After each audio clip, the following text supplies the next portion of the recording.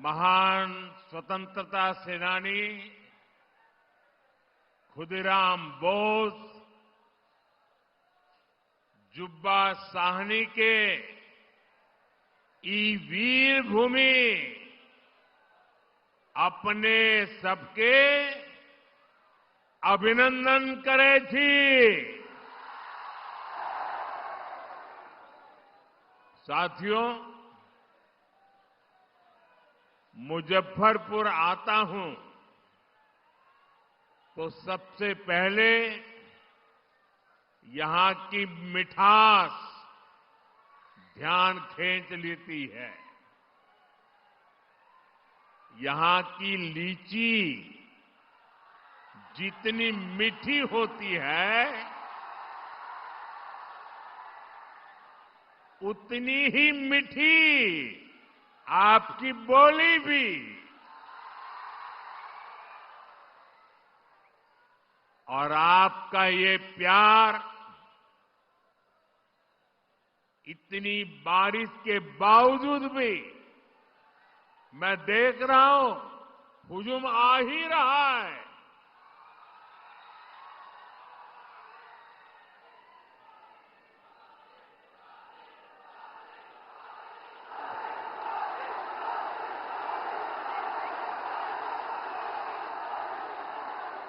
बिहार के मेरे भाई बहनों, बिहार के मेरे मालिकों, मैं आपका बहुत बड़ा कर्जदार हूं। और यहां तो इतनी बड़ी संख्या में युवा आए हैं।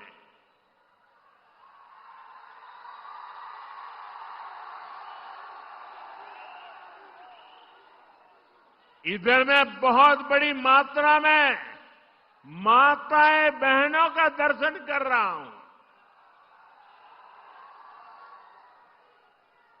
ये विशाल जनसागर बता रहा है फिर एक बार एनडीए सरकार,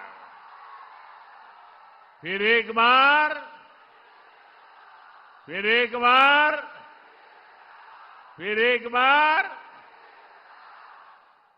बिहार में फिर से सुशासन सरकार।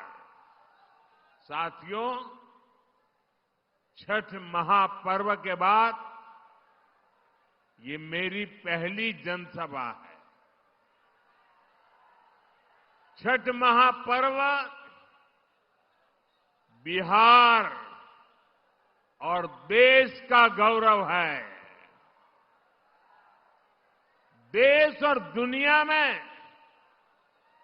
छठ महापर्व मनाया जाता है।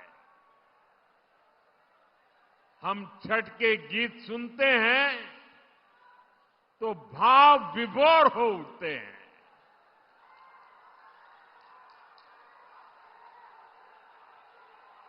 छठी मैया की पूजा में मां की भक्ति है। छठी मैया की पूजा में समता, ममता और सामाजिक समरसता है। छठी मैया की पूजा ये हमारी साझी विरासत का उत्सव भी है। और इसलिए हमारी सरकार का प्रयास है कि दुनिया भी, ये जरा सुनना, दुनिया भी इन मूल्यों से सीखे। साथियों, हम छठ महापर्व को मानवता के महापर्व के रूप में दुनिया की एक बहुत बड़ी संस्था है। दुनिया के सारे देश उसके साथ जुड़े हुए हैं। उस संस्था का नाम है यूनेस्को। हम लोग कोशिश कर रहे हैं कि यूनेस्को की जो विश्व विरासत की सूची है, पूरी दुनिया की ये महत्वपूर्ण संस्था यूनेस्को, और उसमें जो विश्व विरासत की सूची बनती है, बड़ी जांच पड़ताल के बाद बनती है, लंबी प्रक्रिया के बाद बनती है। हमारी सरकार लगातार कोशिश कर रही है कि हमारे इस छठ महापर्व को भी यूनेस्को की उस सूची में नाम दर्ज हो जाए।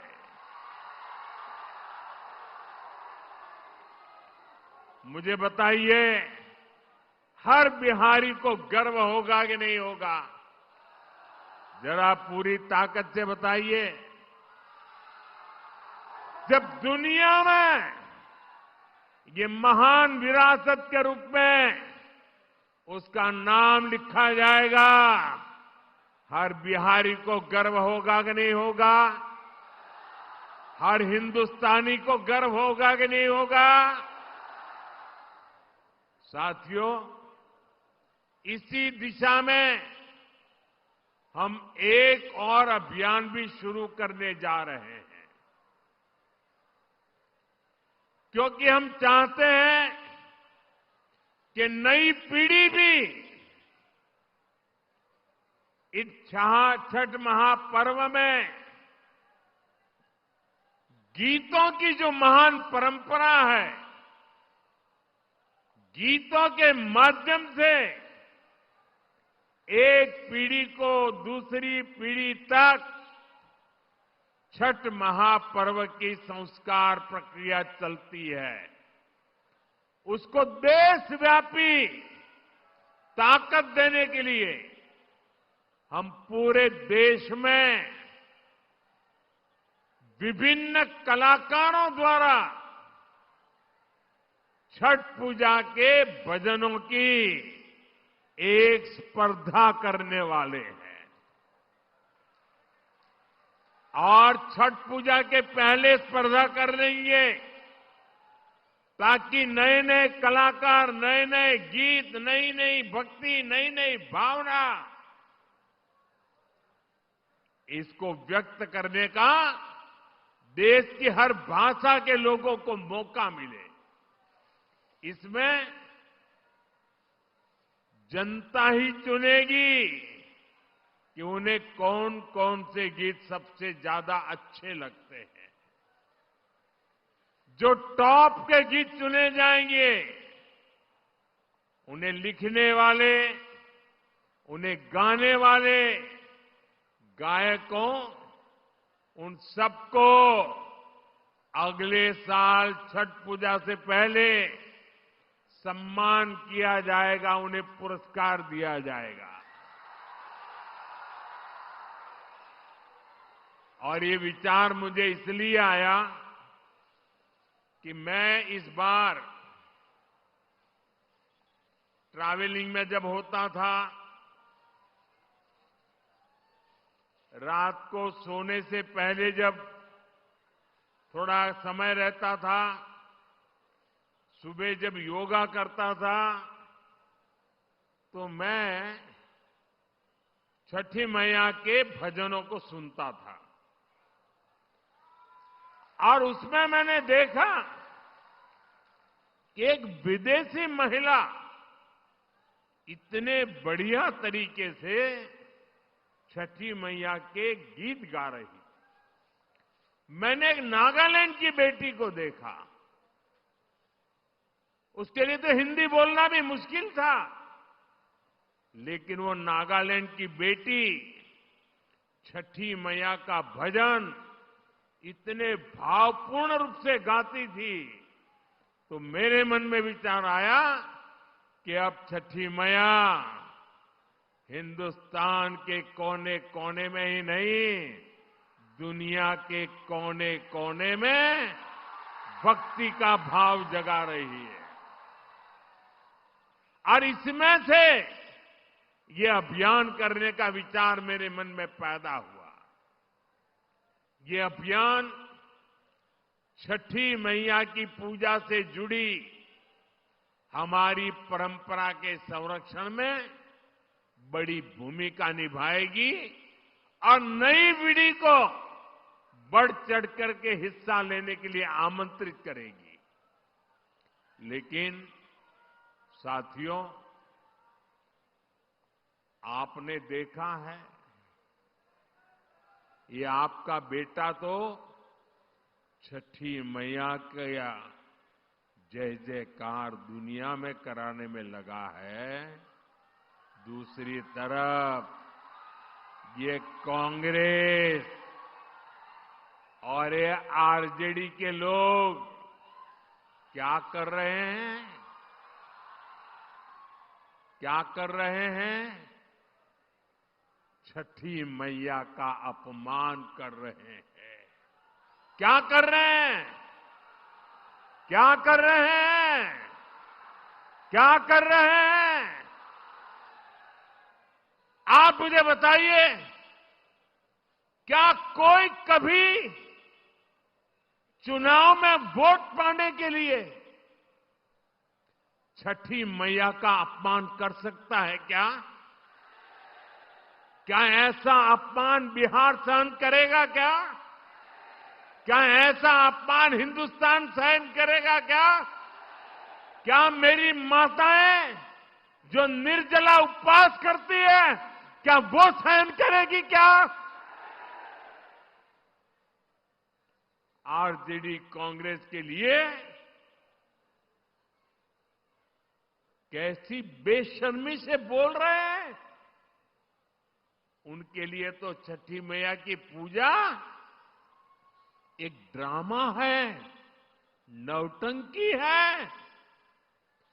आप उनकी बातों से सहमत है क्या? ऐसे लोगों को सजा दोगे कि नहीं दोगे? जो माताएं बहनें निर्जला इतना लंबा व्रत रखती है, जो गंगा जी में खड़ी होकर सूर्य देव को अर्घ्य देती है, वो आरजेडी कांग्रेस की नजर में वो तो ड्रामा करती है। क्या बिहार की माताएं बहनें, सारी माताएं बहनें मुझे जवाब दीजिए, क्या बिहार की माताएं बहनें छठी मैया का ये अपमान बर्दाश्त करेगी क्या? साथियों, ये हर उस व्यक्ति का अपमान है जो छठी मैया में श्रद्धा रखता है। और मैं जानता हूं, छठ पूजा के इस अपमान को बिहार चुनाव नहीं, आने वाले सैकड़ों साल तक भूलने वाला नहीं है। मैं छठी मैया की भक्ति को समझता हूं और इसलिए कहता हूं, सैकड़ों साल तक इस अपमान को छठी मैया की पूजा करने वाला कोई नहीं भूलेगा। साथियों,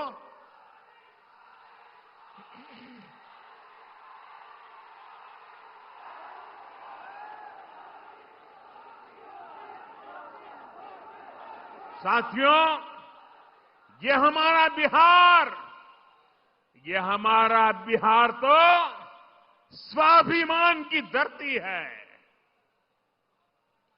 जिन लोगों ने छठ पूजा को गाली देने का काम किया है, बिहार ऐसे लोगों को कभी माफ नहीं करेगा।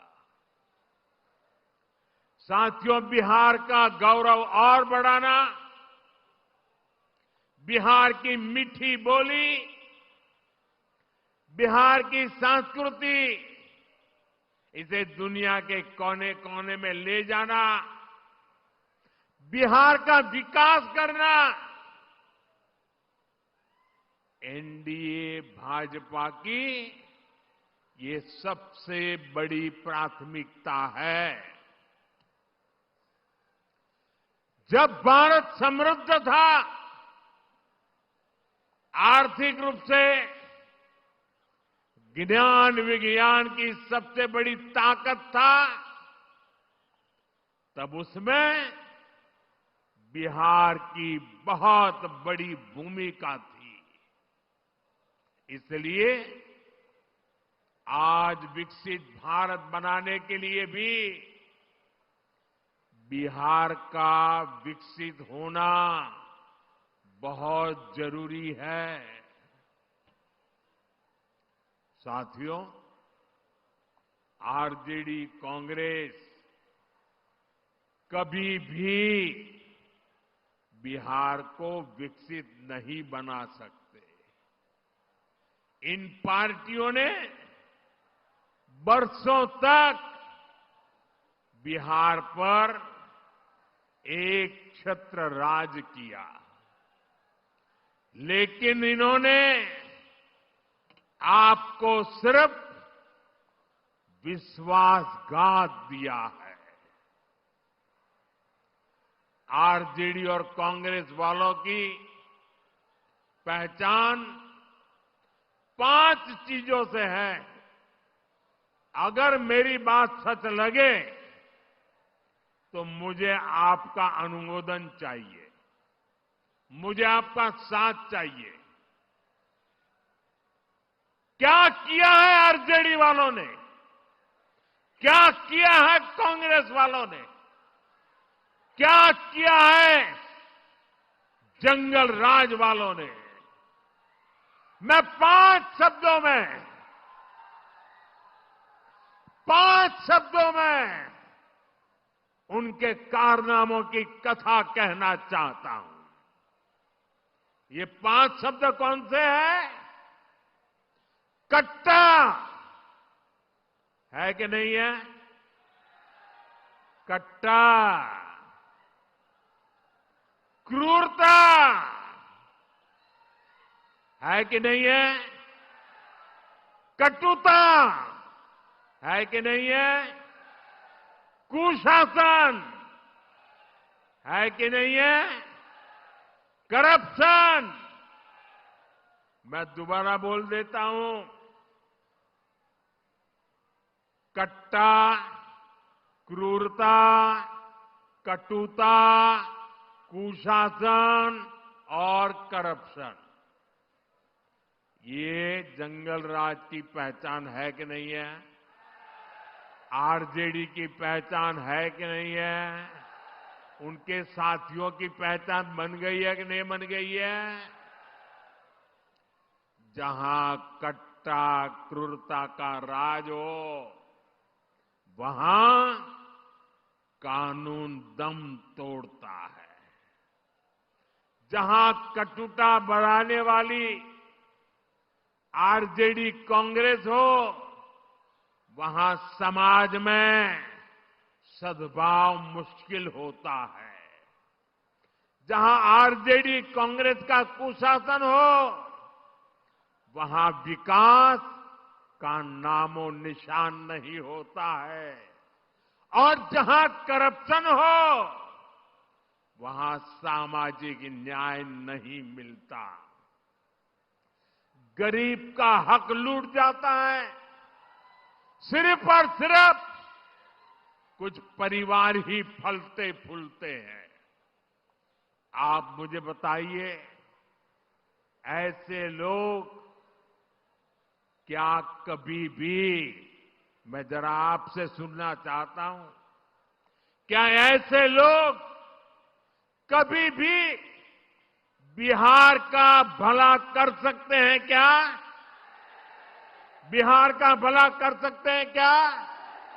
बिहार का भला कर सकते हैं क्या? बिहार का भला कर सकते हैं क्या?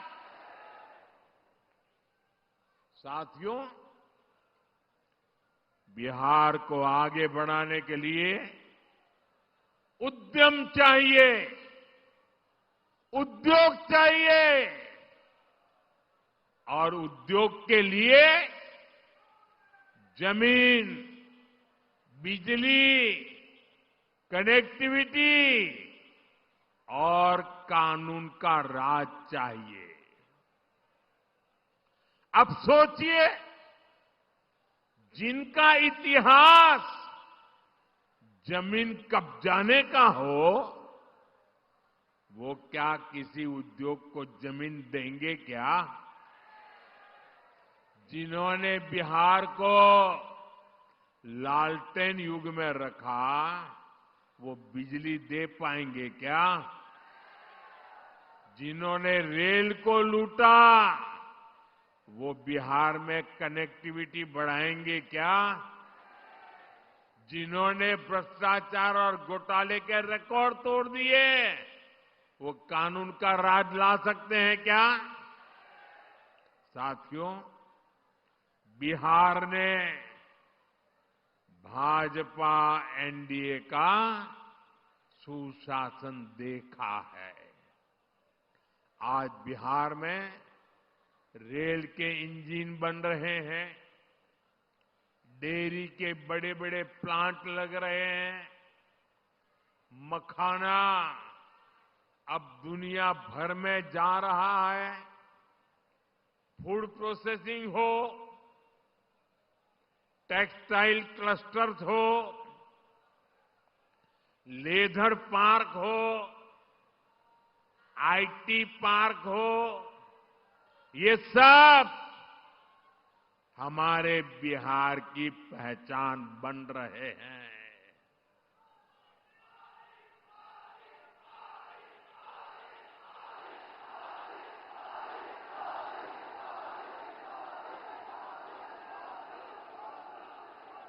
साथियों, कभी बिहार अपनी जरूरत के लिए मछली बाहर से मंगाता था। आज बिहार अपनी जरूरतें तो पूरी करता है, लेकिन बिहार के मेरे भाई बहन मछली दूसरे राज्यों को भी भेज रहे हैं, कमाई कर रहे हैं। ये आत्मनिर्भरता का कितना बड़ा उदाहरण बना है। साथियों, एनडीए का संकल्प है बिहार में पढ़ाई, कमाई, दवाई और सिंचाई, इसके भरपूर अवसर बने। बिहार का बेटा बेटी अब पलायन नहीं करेगा, बिहार में ही काम करेगा, बिहार का ही नाम करेगा।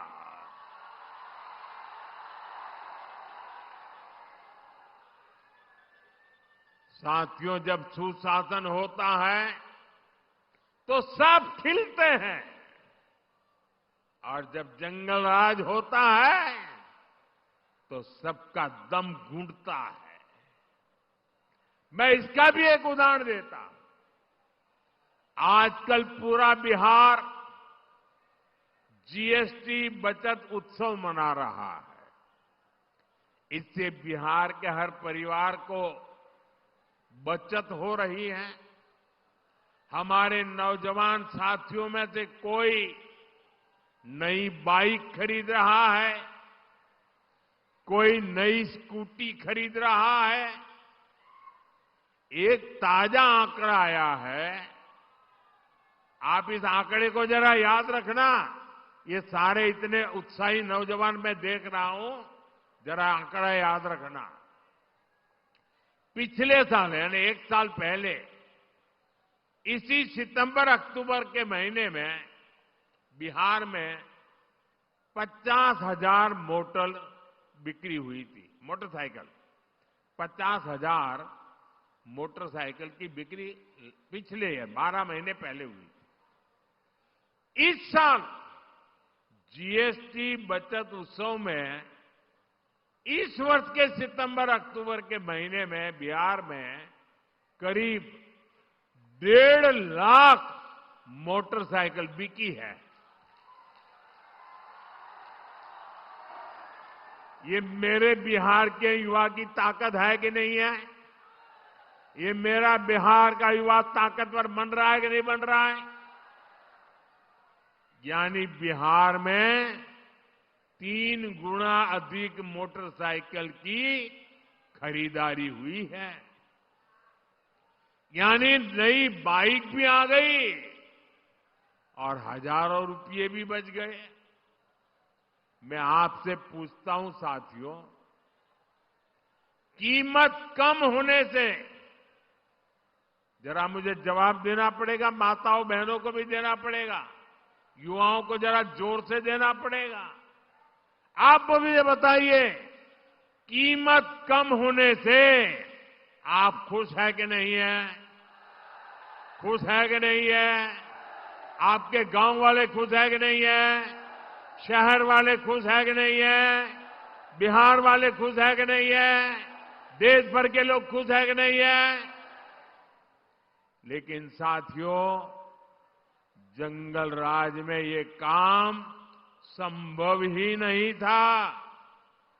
जंगल राज में तो गाड़ियों की दुकानें, गाड़ियों के शोरूम भी बंद हो गए थे। और ये बंद इसलिए हुए, इसलिए नहीं कि बिक्री नहीं, संभावना नहीं थी, लेकिन ये इसलिए बंद हो गए क्योंकि आरजेडी के नेता अपने टोलियां लेकर के अपने साथियों को लेकर के शोरूम लूटवा लेते थे, गाड़ियां लूट जाते थे। अरे किसी ने नई गाड़ी खरीदी हो तो उसके पीछे आरजेडी के गुंडे लग जाते थे। बताइए, ऐसे जंगल राज में क्या कोई अपनी पूंजी लगाता? कोई अपना शोरूम बनाता? कोई अपनी दुकान लगाता क्या?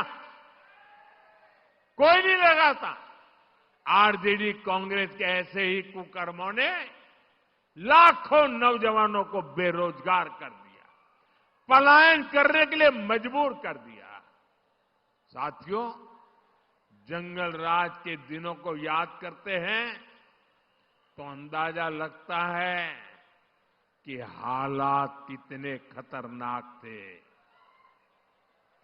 यहां आप मुजफ्फरपुर के लोग आरजेडी सरकार में हुए गोलू अपहरण कांड कभी नहीं भूल सकते।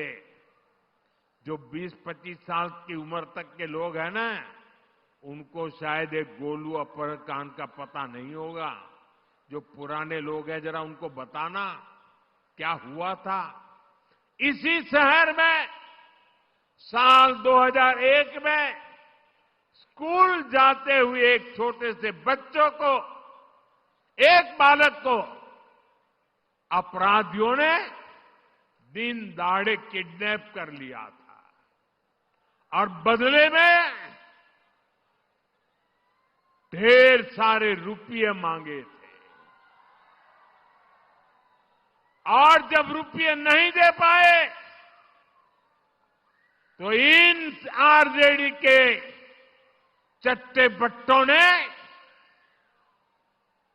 उस गोलू को,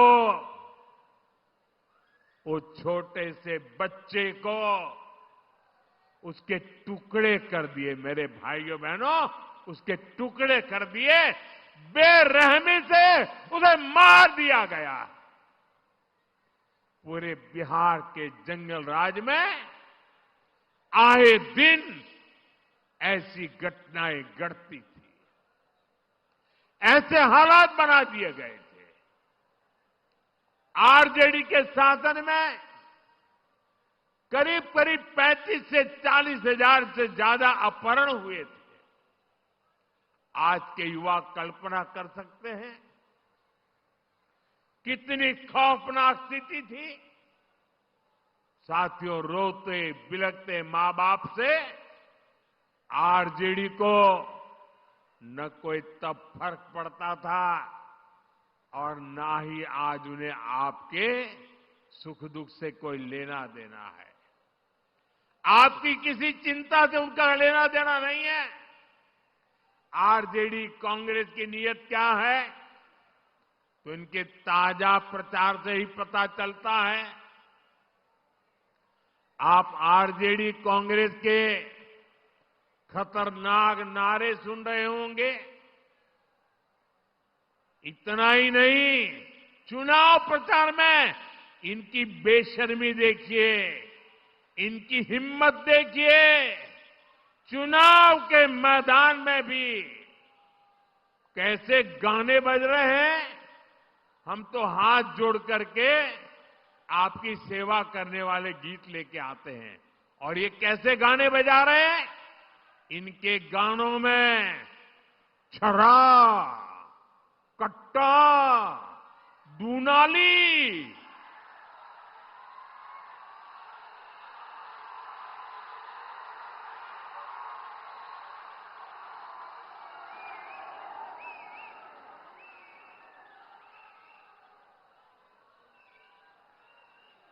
मैं तो सोच नहीं सकता भाई। ये छुरा, कट्टा, दूनाली, इसके गाने और चुनाव के मैदान में। इनका मनसा का ये प्रतिबिंब है, उनकी सोच का प्रतिबिंब है। आरजेडी कांग्रेस वाले बहन बेटियों को उठा ले जाने की धमकियां दे रहे हैं। ये बहन बेटियों को उठाने का खेल चल रहा है, डराया जा रहा है। मेरे नौजवानों मुझे बताइए, क्या आपको ये सब स्वीकार है? क्या ये मंजूर है? क्या बिहार की धरती से इन्हें उखाड़ फेंकना चाहिए कि नहीं उखाड़ फेंकना चाहिए? साथियों, बिहार आत्मनिर्भर भारत अभियान की धुरी बनने जा रहा है। बिहार के हर जिले में कुछ न कुछ ऐसा है जो दुनिया के बाजार में छा सकता है। और साथियों, मेरा सपना है कि दुनिया की हर रसोई में कोई न कोई खाने का ऐसा पैकेट जरूर हो जो मेड इन इंडिया हो, मेड इन बिहार हो। ये काम बिहार का किसान और नौजवान कर सकता है। शाही लीची हो, जर्दालू आम हो, हमारा मगही पान हो, मिथिला मखाना हो, ऐसे अनेक उत्पाद बिहार में पैदा होते हैं। यहां के किसान कतरनी और मरचा चावल उगाते हैं। हमारी सरकार ने इन सभी को जीआई टैग दिया है, यानी दुनिया में इन उत्पादों के साथ अब बिहार का ही नाम आएगा। साथियों, एनडीए की डबल इंजन सरकार बिहार में कृषि आधारित उद्योगों पर, फूड प्रोसेसिंग पर बल दे रही है। इसके लिए भी हमारी सहकारी समितियों को मदद दी जा रही है और हम छोटे किसानों के हितों को भी प्राथमिकता दे रहे हैं। पीएम किसान सम्मान निधि जैसी योजना इसके जीते जागते सबूत है। इस योजना के तहत सिर्फ मुजफ्फरपुर के किसानों के खाते में ही करीब 1,500 करोड़ रुपए जमा हो चुके हैं। यहां के किसानों में, मैं बिहार की और देश की बात नहीं कर रहा हूं, सिर्फ इस इलाके की बात कर रहा हूं। 1,500 करोड़ रुपया किसान के खाते में पहुंचा है। साथियों, मुजफ्फरपुर का विकास होता है तो पूरे उत्तर बिहार के लोग आगे बढ़ते हैं। आप याद करिए, जब कुशासन वालों की, जंगल राज वालों की सरकार थी, जब अस्पताल नहीं मिलते थे, बड़े बड़े डॉक्टर बिहार छोड़कर चले गए थे और अब आज यही मुजफ्फरपुर में सैकड़ों करोड़ रुपए का कैंसर अस्पताल बना है। मुजफ्फरपुर मोतिहारी एलपीजी पाइपलाइन इस प्रोजेक्ट के कारण अब बहनों की रसोई तक सस्ती गैस पहुंच रही है। साथियों, मुजफ्फरपुर की दरभंगा, पटना और छपरा के साथ कनेक्टिविटी सुधर गई है। हमारी सफर आसान भी हुआ है और दूरी भी कम हुई है। वो दिन दूर नहीं जब मुजफ्फरपुर का रेलवे स्टेशन और पताही एयरपोर्ट यहां की नई पहचान बनेंगे।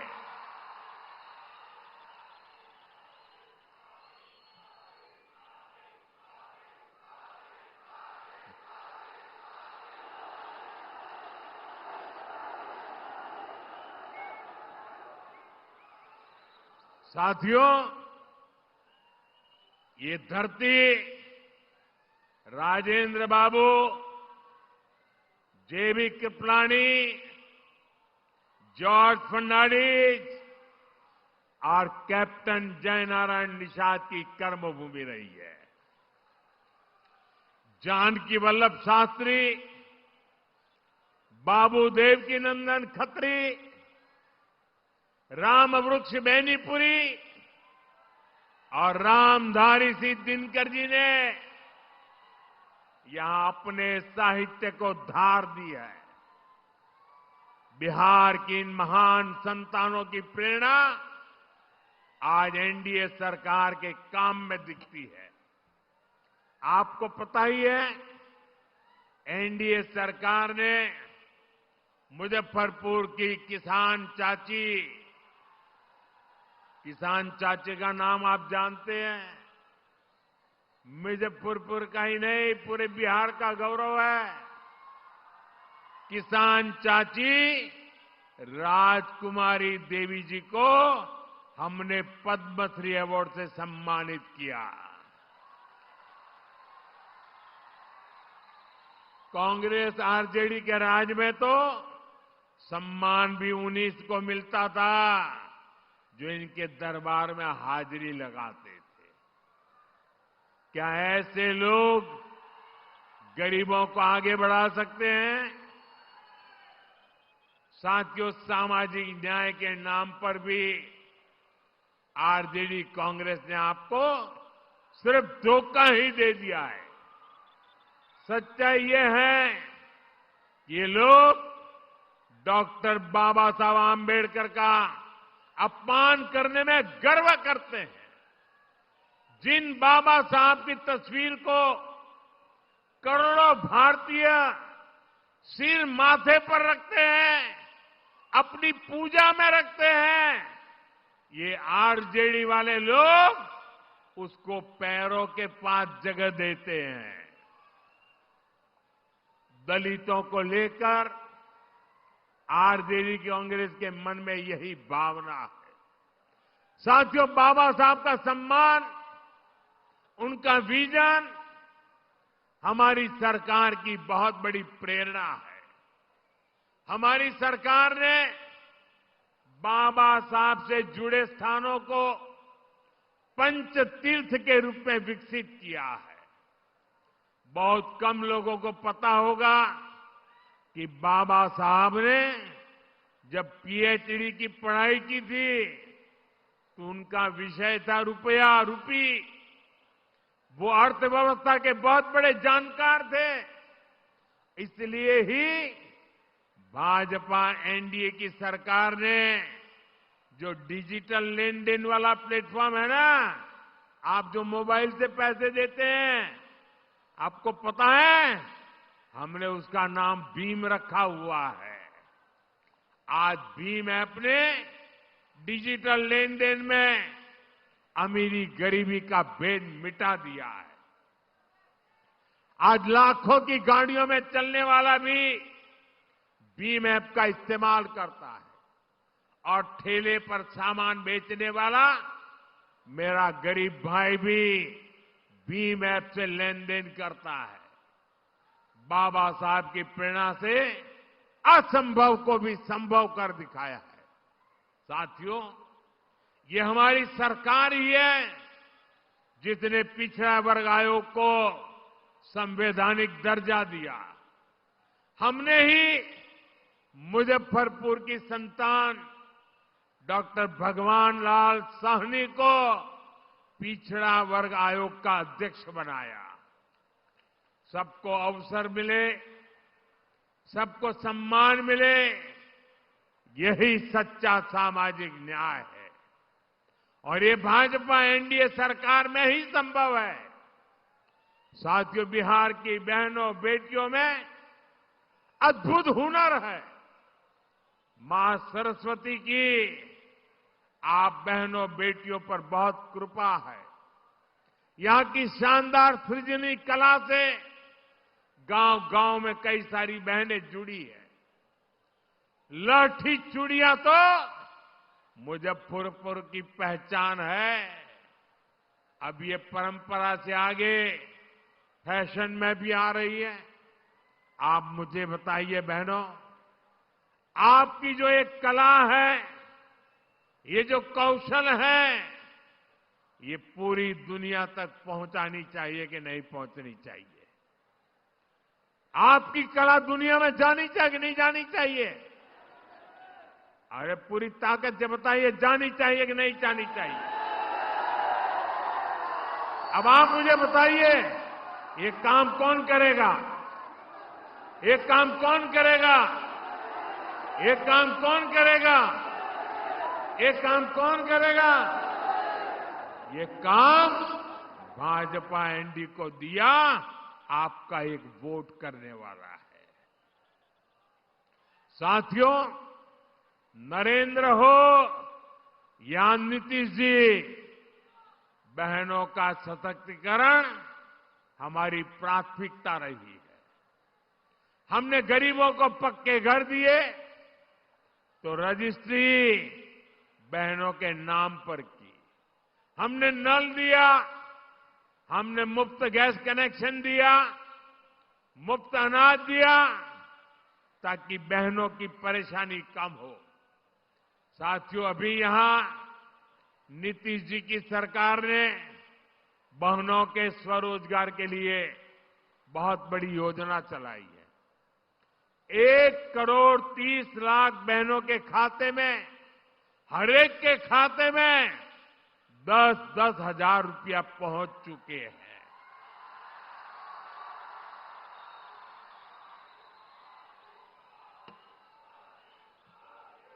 देखिए, सुनते ही बहनों में कितनी चेतना दिख रही है।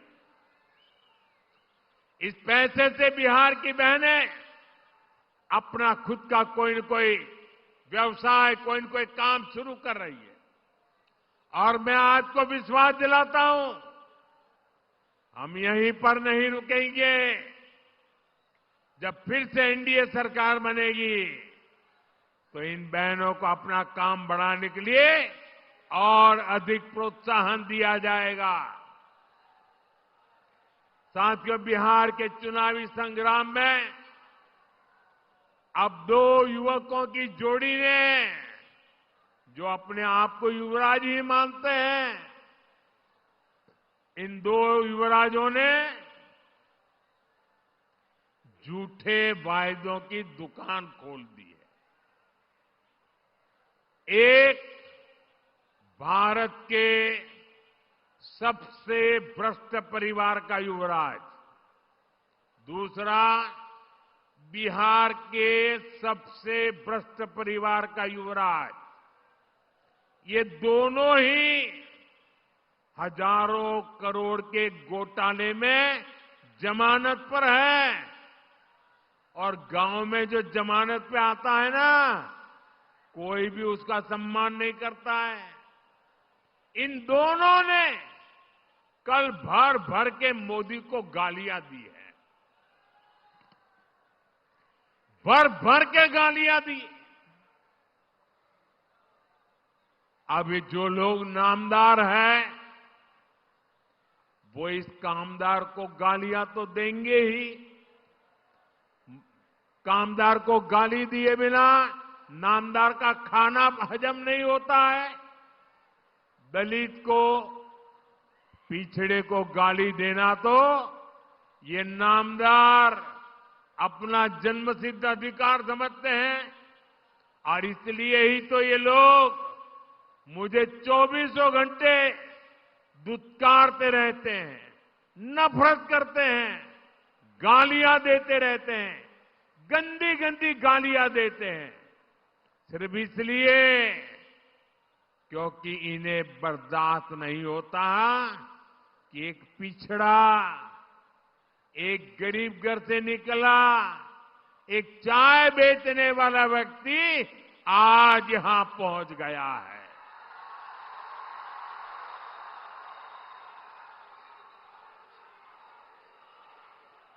जो गालियां देते हैं जरा कान खुल करके सुनो। ये आपकी कृपा से यहां नहीं पहुंचा है, ये तो देश की जनता जनार्दन के आशीर्वाद से और बाबा साहब आंबेडकर के संविधान से पहुंचा है। साथियों, इस चुनाव में असली खबर मुझे दी गई गालियां नहीं है, बल्कि आरजेडी कांग्रेस में हो रहा झगड़ा है। आरजेडी कांग्रेस का रिश्ता तेल और पानी की तरह दिख रहा है। एक ग्लास में होते हैं, शीशे का ग्लास है, दिखते तो एक ग्लास में है, लेकिन पानी और तेल का मेल ही नहीं होता है। बिहार में हर तरफ से खबरें आ रही है कि कैसे आरजेडी कार्यकर्ता कांग्रेस के लोगों को नीचे घसीट रहे हैं। वही कांग्रेस के कार्यकर्ता भी आरजेडी के लोगों से पूरी दुश्मनी निकाल रहे हैं। जमानत पर चल रहे इन दोनों युवराजों ने कल ये दिखाने की बड़ी कोशिश की कि उनके बीच कोई मनमुटाव नहीं है, कोई झगड़ा नहीं है, लेकिन इन्हीं लोगों के लिए कहा गया है, ऊपर से तो दिल मिला, भीतर फाके तीन। साथियों, इन्हें जो चीज एक साथ ले आई है वो है सत्ता का लालच। इन्हें किसी भी तरह बिहार की सरकार पर कब्जा करना है ताकि भ्रष्ट परिवार मिलकर फिर से बिहार को लूट सके।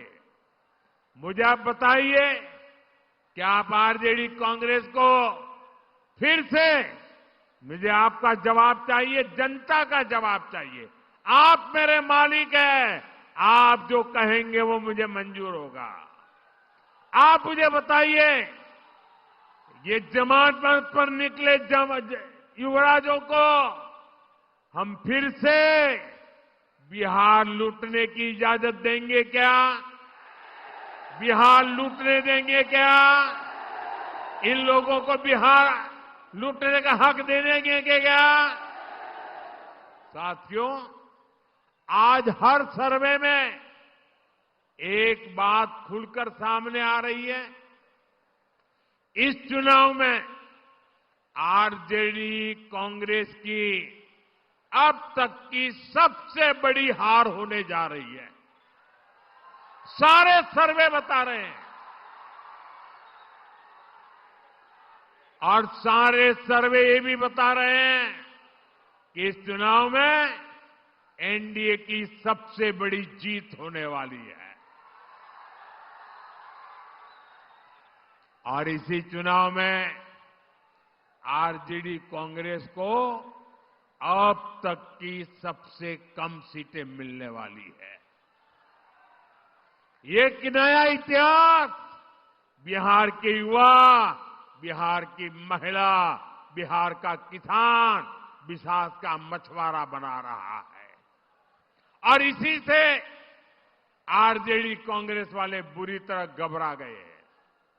अपने घोषणा पत्र में ये लोग ऐसी ऐसी बातें बोल रहे हैं कि सिर्फ और सिर्फ झूठ है। ये लोग इतना फेंक रहे हैं कि इनके समर्थकों तक को हजम नहीं हो पा रहा है।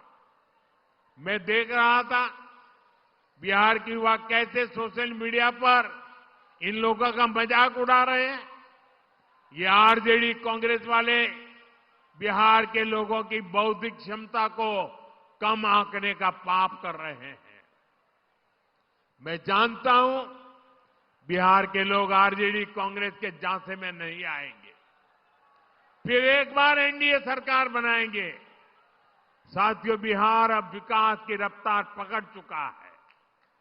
यहां इस क्षेत्र में 6 नवंबर को मतदान है। कब है? कब है? जरा जोर से बोलिए, मतदान कब है? मतदान कब है? 6 नवंबर, याद रखें। आपको अपना वोट बिहार की समृद्धि का नया रास्ता बनाने के लिए करना है। मेरी बात याद रखिएगा, पहले मतदान फिर जलपान। आप इतनी बड़ी संख्या में एनडीए के इन सभी उम्मीदवारों को आशीर्वाद देने के लिए आए। एक बार फिर आप सभी का बहुत बहुत धन्यवाद। मैं सभी उम्मीदवारों से चाहूंगा कि आगे खड़े हो जाए। सारे उम्मीदवार, सारे वहां खड़े हो जाए सब।